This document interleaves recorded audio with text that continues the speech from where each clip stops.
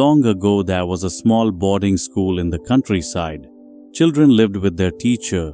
They woke up early, tended the garden, carried firewood, cleaned the classrooms, and learned their lessons.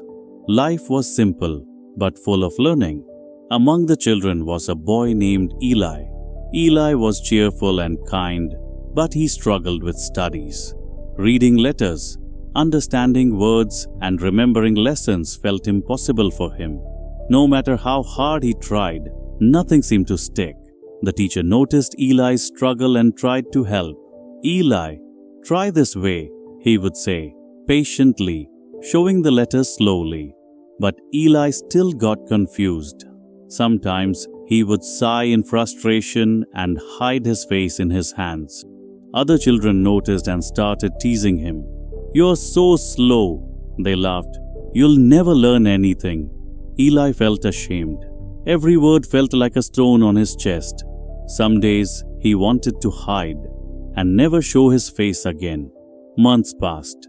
Eli watched as his friends moved on to the next class while he stayed behind. His heart felt heavy, and he wondered if he would ever be able to learn. One evening, the teacher called Eli aside. "Eli," he said gently, "I have tried everything I can. Perhaps learning is not your strength. Maybe it's time to go home."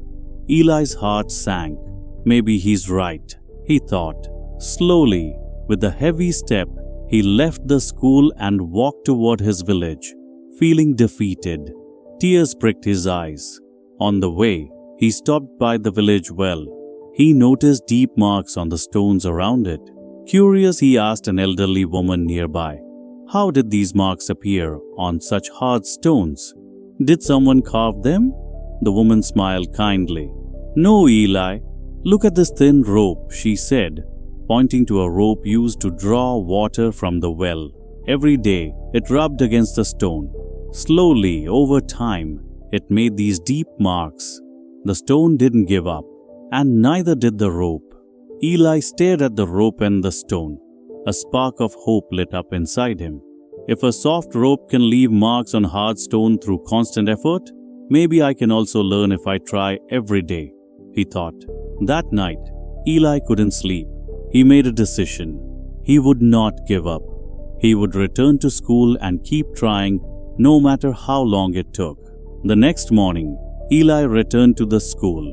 He woke up earlier than anyone else, sat with the teacher, and studied with all his heart. Sometimes he made mistakes. Sometimes he forgot the letters. But he asked, practiced, and tried again. Days turned into weeks.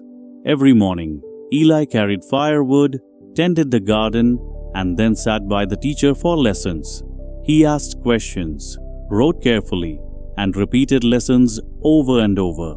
Slowly, small pieces started to make sense. He could read a word, then a sentence, then a short story. His classmates watched in surprise. The boy who was once slow and clumsy was now persistent and focused.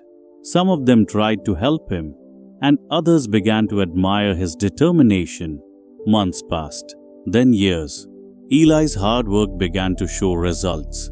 He could read and write well, remember lessons, and solve difficult problems.